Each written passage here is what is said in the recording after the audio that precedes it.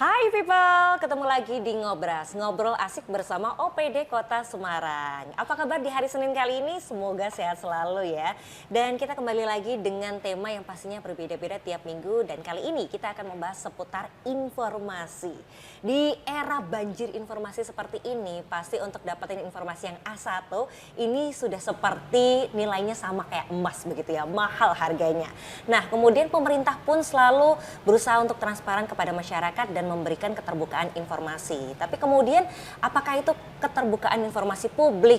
Terus ada yang namanya komisi informasi. Kita selengkapnya akan bahas bersama dengan narasumber kita. Beliau adalah Ketua Komisi Informasi Provinsi Jawa Tengah, Bapak Indra Ashoka Mahendrayana SEMH. Pak Indra, apa kabar? Baik, alhamdulillah Mbak Ani. Sehat ya Pak? Alhamdulillah sehat selalu, semangat. Ini ya. dengan seragamnya KI begitu ya, Provinsi Komisi Informasi Jawa Tengah. Nah Ya. sebelum kita bahas lebih lanjut ya Pak, mungkin kita awali dulu dengan Komisi Informasi itu sebenarnya apa sih Pak? Ya, Komisi Informasi sendiri itu adalah suatu badan atau lembaga independen ya, yang memiliki tugas dan fungsi adalah menjalankan Undang-Undang Nomor 14 Tahun 2008 tentang keterbukaan informasi publik ya. Artinya ini undang-undang ini udah cukup lama juga, udah mungkin sekitar hampir 15 tahunan lah ya. Dan di sini semangatnya adalah mendorong badan publik dimanapun di seluruh Indonesia untuk memiliki semangat keterbukaan ya. Baik itu keterbukaan tentang anggaran, baik itu keterbukaan tentang program, baik itu tentang kelembagaan, tugas dan fungsi dan lain sebagainya. Artinya di sini kita juga memiliki peran juga untuk penyelesaian sengketa informasi yang ada di badan publik dan juga membantu pelayanan dari masyarakat, bagaimana masyarakat bisa mendapatkan informasi yang dibutuhkan yang dimiliki atau dikuasai oleh badan publik. Singkatnya sih seperti itu. Oke, baik. Jadi komisi buat e-people yang merasa kok baru tahu ya ada yang namanya komisi informasi. Betul, begitu ya. Ya ini ternyata sudah ada cukup lama ya Pak, tapi kemudian masyarakat sekarang diajak untuk bisa lebih mengenal sehingga nantinya istilahnya udah nggak pakai lagi ketika mau minta informasi ke badan publik ataupun pemerintah, karena ini memang diperbolehkan loh ya, begitu ya. Betul. Dan kita akan saksikan terlebih dahulu video berikut ini dari Komisi Informasi Provinsi Jawa Tengah. Apa itu Komisi Informasi? Apa ya Mas ya? Nggak tahu Pak ya. Baru lewat lembaga independen ya Mas.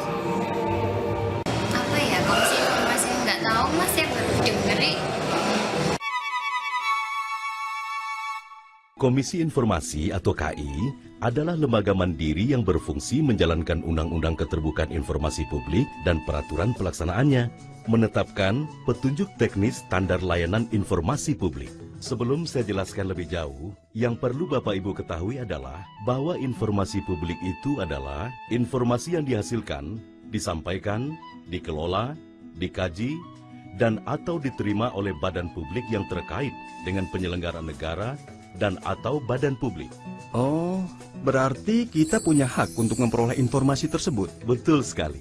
Hak dan tanggung jawab Bapak Ibu dijamin oleh Undang-Undang Nomor 14 Tahun 2008 tentang keterbukaan informasi publik. Ada beberapa hak masyarakat yang dijamin undang-undang.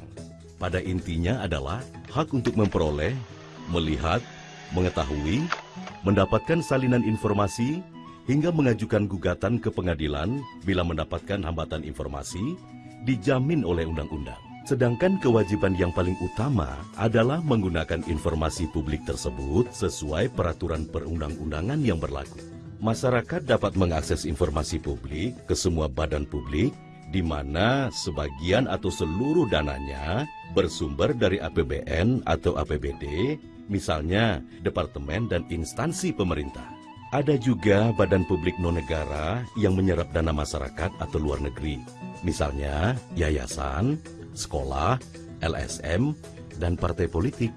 Nah itu tadi menggambarkan sekali ya, mungkin e-people yang tadinya ternyata ada ya seperti ini ya, jadi lebih tahu sekarang. Dan kita akan lanjut ngebahas bersama dengan Pak Indra ya. Tadi sudah dijelaskan tentang komisi informasi, lalu kemudian keterbukaan informasi publik. Nah itu sebenarnya apa sih Pak yang dimaksud? Baik, kalau keterbukaan informasi publik sendiri adalah bagaimana badan publik ini kan selama ini memiliki program kerja, ya. memiliki sumber anggaran, ya. Kemudian juga bicara tentang kegiatan-kegiatan apa saja yang dimiliki oleh badan publik. Nah, sebelumnya badan publik sendiri adalah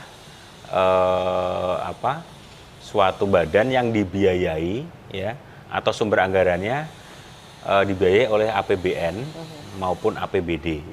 Nah, itu yang disebut badan publik. Artinya pemerintah Kota Semarang, kemudian Dinas Kominfo, ya, kemudian juga OPD-OPD yang ada di Kota Semarang, itu kan semua anggarannya berasal dari APBD maupun APBN, ya, bisa dari pemerintah pusat, bisa dari pemerintah daerah. Dan itu butuh namanya keterbukaan. Artinya keterbukaan di sini ya kita transparansi di era yang tadi Mbak Hani sampaikan, banjir informasi ya Mbak ya. Mudah-mudahan Semarang udah nggak banjir lagi, tapi banjir informasi ya kita masyarakat umum ya memiliki hak untuk tahu bagaimana pengelolaan pemerintahan, ya, bagaimana pengelolaan negara ini itu seperti apa, itu masyarakat umum punya hak untuk tahu. Jadi disitulah semangat keterbukaannya di situ. Ya, sebagai contoh misalnya kayak punya program Ngobras kayak gini, diadakan sudah 5 tahun, katakanlah kita tadi ngobrol di belakang udah 5 tahun. Tentunya di sini peralatan-peralatan yang dipakai ya untuk kita bisa mendesain Ngobras ini kan pasti ada anggarannya. Nah, kalau ada masyarakat umum yang pengen tahu itu program Ngobras dari mana anggarannya, nah itu berhak, masyarakat punya hak untuk tahu, dan itu bisa mengajukan permohonan informasi melalui dinas yang terkait. Artinya dalam hal ini adalah Dinas Kominfo di Kota Semarang yang memiliki program Ngobras ini, yang menginisiasi program Ngobras ini. Kurang lebih seperti itu sih Mbak. Oke, jadi ternyata tadi ya terkait dengan program, kegiatan, barangkali anggaran, itu menjadi hal-hal yang masyarakat tuh boleh untuk mengetahuinya melalui permohonan informasi terlebih dahulu. Betul, ya. Oke, tapi kemudian ada juga informasi yang dikecualikan. Nah, ini apa Pak? Nah, kita bicara tentang klasifikasi informasi ya, bahwa kita ada klasifikasi informasi. Yang pertama adalah daftar informasi publik. Artinya daftar informasi publik ya tanpa diminta pun itu sudah disediakan melalui kanal-kanal informasi yang dimiliki oleh badan publik. Misalnya pemerintah Kota Semarang punya Instagram, punya website, punya akun YouTube, ya, TikTok dan lain sebagainya. Nah, di situ sudah disediakan siapa sih, katakanlah Wali Kota Semarang, siapa sih sekarang Sekretaris Daerah Kota Semarang, siapa sih kepala dinas siapa yang ada di Kota Semarang, itu sudah disediakan di kanal-kanal informasi tersebut. Nah, itu adalah daftar informasi publik. Selanjutnya adalah daftar informasi yang dikecualikan tadi. Dikecualikan ini artinya semangat informasi yang keterbukaan saat ini tidak berarti semua-muanya dibuka, ya. Tidak semua berarti semua informasi itu menjadi konsumsi umum. Tapi ada juga klasifikasi yang dikecualikan yang tentu saja sudah diatur dalam Undang-Undang Nomor 14 Tahun 2008, ini masuknya ke pasal 17. Nah, pasal 17 itu punya klasifikasi nih, misalnya tentang kekayaan alam yang dimiliki oleh negara, kemudian tentang pertahanan keamanan, potensi-potensi sumber daya alam. Ini kan informasi-informasi yang memang harus di-keep, jangan sampai nanti dari pihak luar atau pihak yang berkeinginan untuk menguasai ini tahu. Jadi itulah masuk ke dalam daftar informasi yang dikecualikan. Jadi itu sudah diatur juga dalam Undang-Undang Nomor 14 Tahun 2008 bahwa informasi yang dikecualikan ini punya klasifikasi yang sudah ditentukan. Jadi tidak bisa masyarakat meminta, mohon maaf kalau misalnya pengen tahu misalnya pertahanan negara kemarin katakanlah klasifikasi spek dari pesawat tempurnya punya Indonesia, oke, namanya tahu boleh. Katakanlah F-16 atau punya Sukhoi.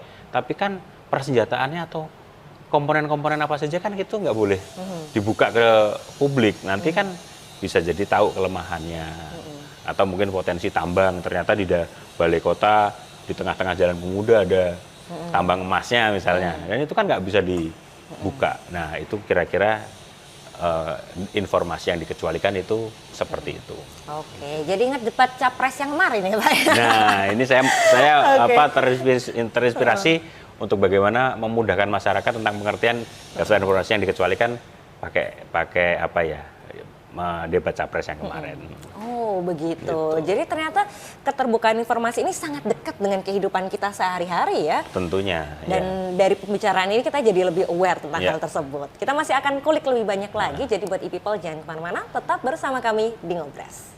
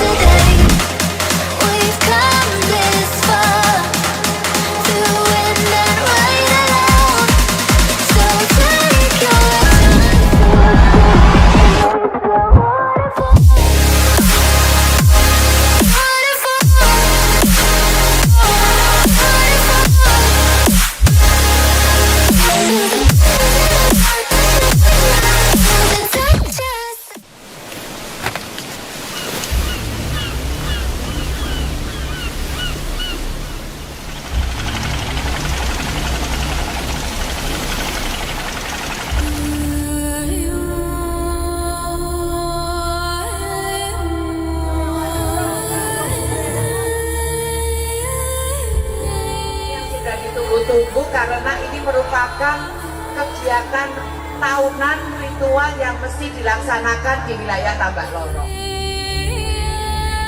Sejak tahun 2016 sudah ada.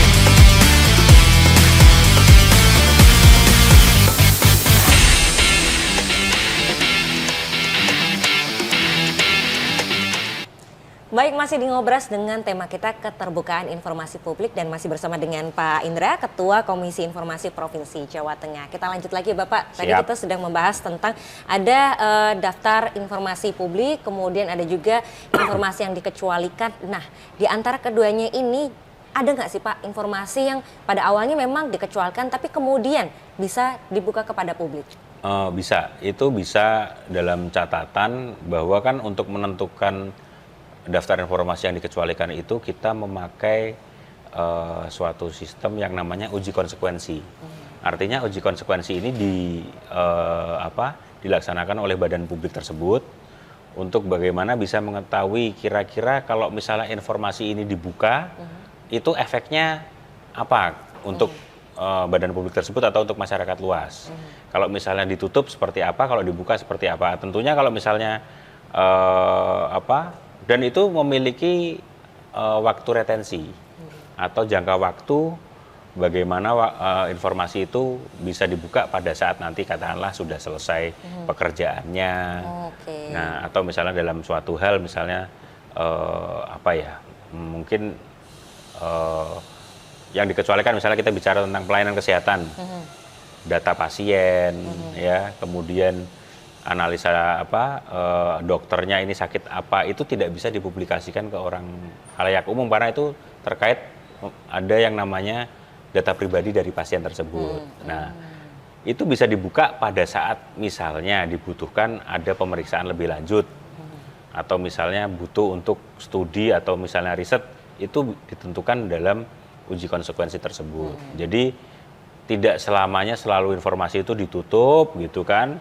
Tapi kalau misalnya sudah selesai jangka waktunya, ya informasi itu bisa menjadi informasi yang menjadi konsumsi untuk halayak ramai seperti itu. Oke, berarti termasuk di dalamnya ketika masyarakat memberikan pelaporan terkait dengan sesuatu, identitas mereka dilindungi termasuk di hal tersebut ya? Betul. Jadi kalau misalnya masyarakat yang katakanlah memohon informasi tentang kependudukan misalnya, datang ke Dinas Dispenduk Capil Kota Semarang untuk meminta data di areanya, kan pasti harus ditanyakan dulu keperluannya untuk apa kok meminta data tersebut, kemudian punya nggak legalitas bahwa ternyata Anda memang minimal kalau perseorangan harus punya KTP atau misalnya badan hukum berarti harus misalnya punya akta pendirian ataupun ADART untuk istilahnya identitas pemohon juga harus jelas di awal. Jangan sampai nanti kita sudah buka tapi tujuan penggunaannya nggak ditanyakan. Nah, ini mungkin buat catatan ataupun buat notis buat teman-teman PPID yang ada di OPD Kota Semarang. Jangan lupa kalau misalnya ada masyarakat umum yang memohon informasi, yang pertama dilakukan verifikasi adalah legalitas ataupun kita harus tahu know your customer lah ya, know your yang memohon informasi kita harus jelas dulu. Jangan sampai nanti setelah kita kasih ternyata digunakan untuk hal-hal yang tidak baik seperti itu. Oke, berarti ini termasuk menjadi tujuan ya kenapa tidak semua informasi itu dibuka. Betul, begitu ya. Karena berarti melihat apakah ini lebih besar manfaat atau mudaratnya. Ya, bukan berarti mau mempersulit enggak, tapi kita kan juga sebagai badan publik berhak dong kita juga tahu siapa sih yang akan kita kasih informasi. Seperti itu. Baik, jadi bukan berarti karena pemerintah tidak sepenuhnya transparan begitu ya. Bukan tidak sepenuhnya transparan, tapi ya transparan itu pasti ada batas-batas, ada koridornya kayak gitu. Dan itu sudah diatur dalam undang-undang, sudah diatur dalam peraturan Komisi Informasi, seperti itu. Baik, nah kemudian terkait dengan Komisi Informasi ini, apa saja sih Pak yang menjadi tugas dan juga kewenangannya? Baik, kalau untuk tugas tupoksi dari Komisi Informasi sendiri sih, utamanya adalah memeriksa, ya, kemudian menerima, kemudian memeriksa, dan memutus permohonan sengketa informasi yang masuk ke kami. Jadi sebenarnya kalau bisa kita bilang itu kita jadi majelis komisioner untuk bersidang. Dan itu menjadi tupoksi kami. Jadi kalau misalnya ditanya kalau datang ke kantor kami di Trilomba Juang, dan itu terbuka untuk siapa saja masyarakat umum, bahkan kalau kita sidang itu kita live-kan melalui YouTube. Dan itu kita sudah jalan 2 tahun ini, setiap ada persidangan sengketa informasi, kita selalu live-kan melalui YouTube.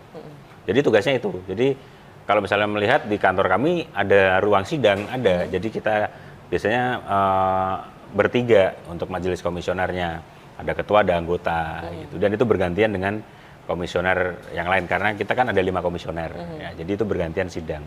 Yaitu misalnya ada pemohon yang nggak puas untuk kita nggak dikasih nih dari salah satu OPD di Kota Semarang kok nggak mau ngasih informasi kenapa, keberatan dan lain sebagainya. Nah, ini tugas kita untuk tadi menerima, kemudian memeriksa dan memutuskan kira-kira informasi tersebut bisa nggak dikasihkan. Nah, itu kita ada yang namanya putusan dari Komisi Informasi dalam setiap register sengketanya. Oke, menarik ini bahkan ketika sidangnya disiarkan secara live ya. Kenapa Pak sampai disiarkan secara live? Ya karena kita prinsipnya keterbukaan. Masa Komisi Informasi tidak terbuka gitu kan? Nah tentunya ini ya walaupun dari segi viewer ya monggo apa masih kurang, tapi ini upaya kita lah untuk bagaimana mensosialisasikan tentang keterbukaan informasi seperti itu. Oke, kalau sebagai contohnya ya Pak, biasanya itu informasi apa sih yang kemudian menjadi sengketa? Nah, kalau yang menurut statistik ini yang banyak, karena kan wilayah kerja kita adalah di Jawa Tengah.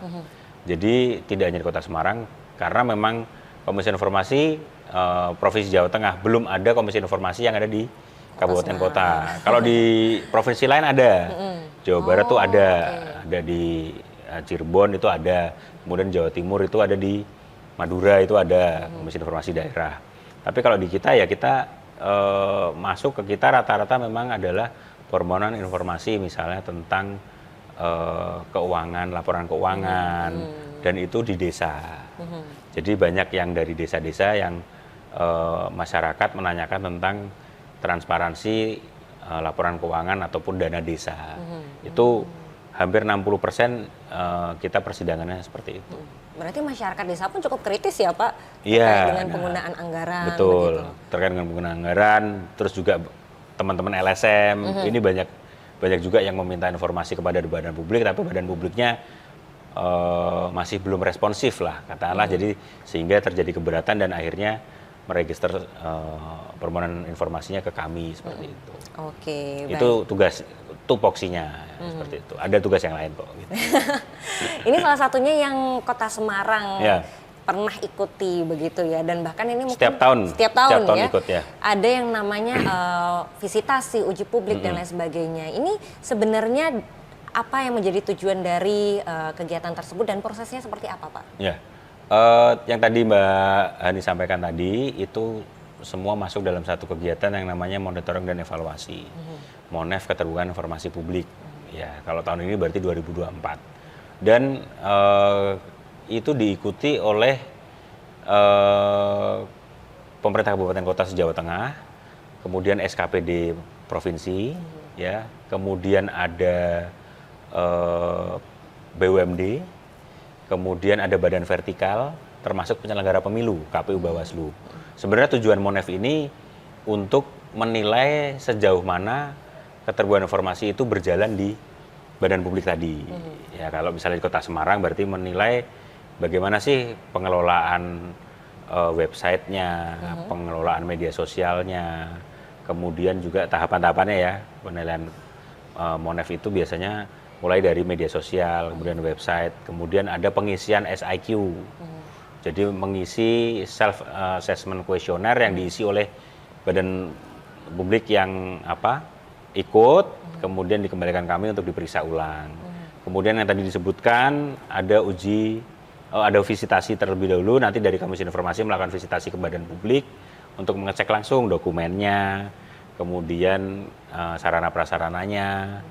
Dan yang terakhir uji publik, itu biasanya kita mengundang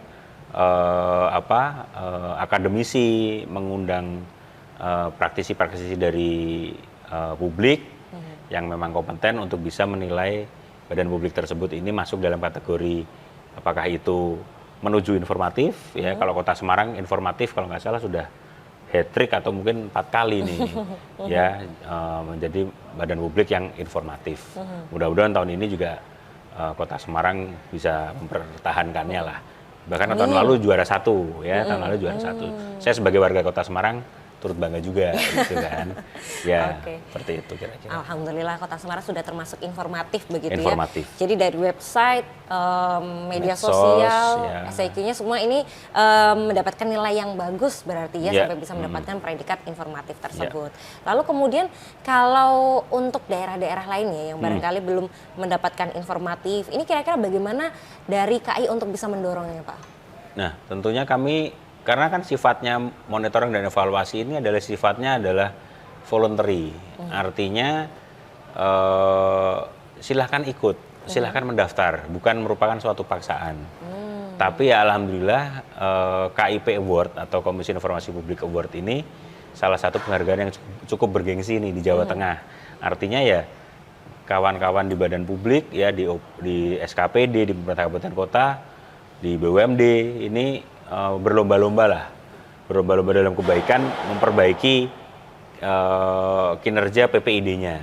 Nah seperti itu. Jadi kalaupun nanti untuk mendorongnya, ya tentunya kami membuka pintu seluas-luasnya. Monggo silahkan kalau yang ingin berkonsultasi atau ingin sharing kepada kami kira-kira kurangnya di mana, silahkan untuk berkomunikasi dengan kami langsung ke Komisi Informasi, karena kita bisa ngecek kira-kira ini yang kurang di mana, kira-kira yang belum kategorinya, yang belum indikator yang belum sesuai di mana, dan itu semua kita pakai patokannya adalah badan hukumnya, dasar hukumnya adalah Perki 1 tahun 2021 tentang standar layanan informasi publik.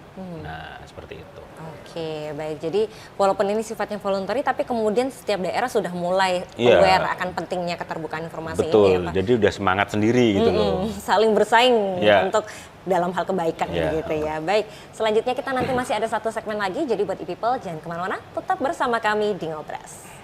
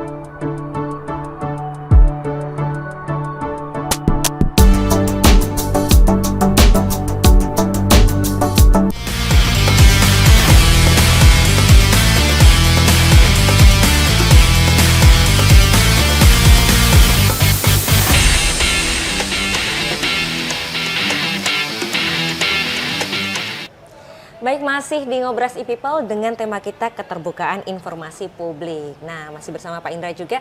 Kita lanjut Bapak, tadi itu kan salah satu manfaat adanya monitoring dan evaluasi begitu ya. Apalagi ada KIP Award begitu. Jadi setiap daerah berusaha sebaik mungkin untuk bisa memberikan informasi kepada masyarakat ya.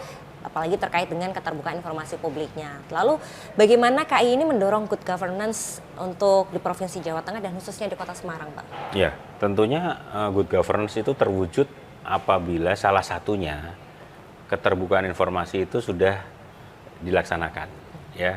Karena kan good governance kan urusannya biasanya penilaiannya adalah tentang akuntabilitas, tentang transparansi, kemudian tentang program-programnya yang sudah berjalan seperti apa, penyerapan anggarannya seperti apa, terus juga bagaimana pelayanan publiknya. Nah, kami di Komisi Informasi tentunya dengan melaksanakan Monef ini sendiri sebenarnya sudah turut andil bagian dalam pelaksanaan good governance itu sendiri, karena badan publik yang sudah informatif itu otomatis tentunya sudah transparan soal akuntabilitas anggarannya, bagaimana penyediaan barang dan jasanya itu prosesnya terbuka, bisa yang mau jadi vendor masyarakat umum silakan mendaftar di website e-procurement atau mungkin dari LKPP juga sudah membuat e-sirup dan lain sebagainya. Tentunya ini masyarakat umum silakan untuk berpartisipasi tentunya. Katakanlah teman-teman UMKM yang mau mulai mengembangkan bisnisnya di kerjasama dengan pemerintah kabupaten kota atau di OPD ya silahkan, itu kan bagian dari akuntabilitas dan transparansi. Jadi tentunya dengan kita mendorong keterbukaan informasi publik ini berharap good governance itu bisa terwujud karena sudah dengan sendirinya ya semuanya sudah kita publish seperti itu. Oke, dan kemudian untuk meningkatkan awareness atau kesadaran masyarakat terkait dengan keterbukaan informasi dan juga keberadaan dari KAI ini sendiri ya, apakah ada kegiatan yang menyentuh langsung di masyarakat, Pak? Ya, kalau yang menyentuh langsung di masyarakat tentunya kita di persidangan, ya, karena yang hadir ini sebagai pemohon itu memang dari kalangan masyarakat langsung yang istilahnya meminta informasi, katakanlah untuk misalnya ikut mengawasi bagaimana jalannya pemerintahan di daerahnya. Itu kan katakanlah misalnya di desa, saya kok pengen tahu nih penggunaan dana desanya seperti apa, jadinya apa, kok misalnya sudah jadi kok ternyata kualitasnya kok kurang bagus ya. Itu bisa untuk melihat bagaimana nanti laporan keuangannya, terus pembelanjaannya apakah sudah sesuai dengan spek dan lain sebagainya. Itu bisa, itu saya pikir itu salah satu yang bagaimana kita bersentuhan langsung dengan masyarakat, karena memang tupoksi kami kan memang penyelesaian sengketa informasi. Selain itu juga sebenarnya yang ke depan kita sih berharap nanti dengan dukungan dari stakeholder seperti misalnya dari pemerintah provinsi, kemudian juga dari mungkin setelah ini ada gubernur baru ya kan, tentunya dewan yang baru juga, tentunya kita bisa saling berkolaborasi bagaimana kita bisa melakukan sosialisasi yang lebih kepada masyarakat bahwa ini loh pemerintah di Provinsi Jawa Tengah ini baik di kabupaten kotanya tuh sebenarnya sudah tersedia semuanya. Kan belum tahu juga nih masyarakat ternyata kok di Kota Semarang ada gedung pelayanan publik yang bagus seperti ini. Bagaimana mengurus pajak PBB-nya pengen nanya-nanya ternyata sudah disediakan, bahkan online-nya sudah bisa pakai aplikasi. Itu kan wujud upaya dari pemerintah bahwa kita memang terbuka, hanya saja nanti yang penting adalah masyarakat tahu gitu kan. Nah, itu kan bisa kita lihat nih dari misalnya follower yang misalnya ada di Instagram Semarang Pemkot misalnya, itu kan udah ribuan, bahkan puluhan ribu ya. Tentunya ini kalau bisa kita pacu terus, nanti followernya naik otomatis, oh apa sih programnya Kota Semarang ada aja nih setiap minggunya nih, ada event, ada apa. Nah itu kan, ya itu bagian dari keterbukaan informasi yang akhirnya nanti bisa mendorong itu bisa langsung menyentuh ke masyarakat seperti itu.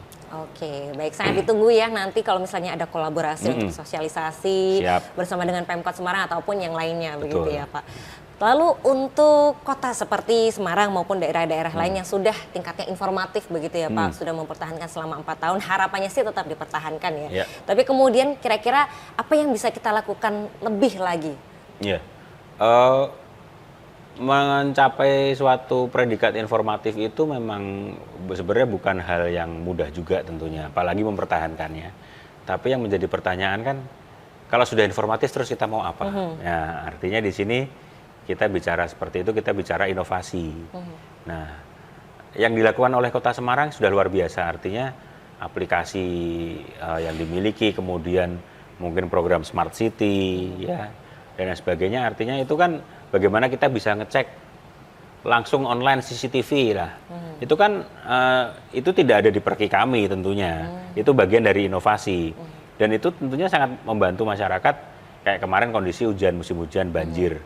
Saya mau pergi ke Simpang 5 aja deh. Kan kita bisa ngecek tuh di titik-titik mana saja yang dari data mungkin ada ribuan CCTV di Kota Semarang dan itu beritanya viral gitu kan. Ya itu kita bisa langsung buka aplikasinya, kalau nggak salah webnya ada lah. Jadi bisa dicek warga Kota Semarang, kita bisa ngecek. Nah, itu adalah bagian dari inovasi.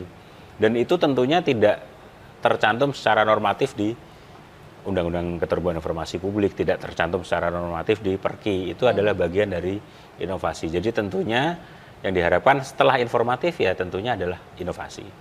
Oke, jadi dinantikan ya nanti inovasi apalagi yang akan dihadirkan oleh pemerintah Kota Semarang. Baik, terakhir Bapak kira-kira apa pesannya kepada teman-teman PPID ataupun masyarakat umum terkait dengan keterbukaan informasi publik? Ya, untuk teman-teman PPID namanya juga adalah pengelola informasi dan dokumentasi, pejabat pengelola informasi dan dokumentasi. Tentunya di sini saya memberikan apresiasi yang setinggi-tingginya, sudah bekerja luar biasa yang di Jawa Tengah maupun di Kota Semarang, bagaimana untuk terus melaksanakan Perki 1 tahun 2021 tentang standar layanan informasi publik. Ya, di sini silahkan untuk nanti teman-teman berinovasi, media sosialnya diperbaiki, kemudian websitenya diupdate, jangan sampai update-annya itu nanti kita mau minta data laporan keuangan misalnya, itu yang tersedia yang tahun ini belum ada, tahun kemarin nggak ada, tahun yang lalunya error nggak bisa dibuka. Nah, ini yang seperti itu menjadi tugas PPID yang tentunya ini tantangan yang cukup berat dan tetap semangat lah. Artinya benchmarkingnya sebenarnya tidak perlu kemana-mana, karena pasti kalau misalnya pengen melihat sesuatu yang sudah jalan dan sudah bagus, silakan untuk melihat badan publik yang punya predikat informatif gitu ya. Contohnya ke Kota Semarang, ya kita apple to apple, kita tidak bisa samakan Semarang sebagai ibu kota provinsi dengan yang ada di kabupaten kota yang misalnya jaraknya cukup jauh tentunya, tapi minimal ada inovasi ini bisa kita tiru. Kan ada prinsip ATM kan, amati, tiru, modifikasi. Artinya di sini benchmarking semacam ini perlu dilakukan oleh teman-teman PPID. Jangan cuman ya wes apik kok, sudah sesuai perki iki wis oke. Nek diperiksa karo KIP, website wis iso dibuka ya. Jadi jangan seperti itu, tapi lebih kepada apa setelah ini apa. Jadi mungkin program kerja, konten-konten itu sudah disiapkan mungkin minimal 3 bulan ke depan. Pastinya kan Ngobras juga pasti sudah punya program nih berapa bulan ke depan pembicaranya siapa. Ini kan pasti sudah punya. Jangan sampai stafnya nanti nggak kepikiran, pimpinannya lali gitu ya. Kadang kan seperti itu. Nah, jadi itu teman-teman PPID semangat aja. Dan juga untuk masyarakat silakan untuk membutuhkan pelayanan apapun, silahkan ngecek dulu ke media sosial. Karena paling mudah saat ini mengecek adalah melalui media sosial, Instagram. Tentang apa, pelayanan apa, mau bayar pajak, mau bayar PBB, mau bayar pajak kendaraan bermotor, itu Samsat udah buka di tempat-tempat yang sudah, mau pelayanan SIM misalnya, atau mau pelayanan apapun, kesehatan, itu kita bisa cek jam pelayanannya itu di Instagram. Jadi jangan khawatir masyarakat umum, kalau badan publik mendapat feedback yang dari netizen ya harap sabar, karena itu bisa jadi menjadi pemacu untuk bisa menciptakan inovasi-inovasi lebih. Seperti itu, Mbak. Oke, baik. Terima kasih banyak Pak Indra sudah menyuntikkan semangat untuk teman-teman PPID ya. Siap. Dan juga memberikan banyak informasi kepada masyarakat sehingga bisa lebih paham tentang keterbukaan informasi publik itu. Kita nantikan ya nanti kira-kira apa inovasi yang dihadirkan oleh pemerintah Kota Semarang dan kolaborasinya bersama KI Provinsi Jawa Tengah. Dan juga buat people, jangan lupa untuk selalu saksikan Ngobras yang tayang di hari Senin di YouTube channel Semarang Pemkot. Di subscribe juga ya, karena kita punya banyak program dari hari Senin sampai hari Minggu untuk e-people semua. Dan terima kasih Pak Indra, kerabat kerja yang bertugas, dan juga seluruh penonton e-people semua. Sampai ketemu lagi di episode selanjutnya. Dadah!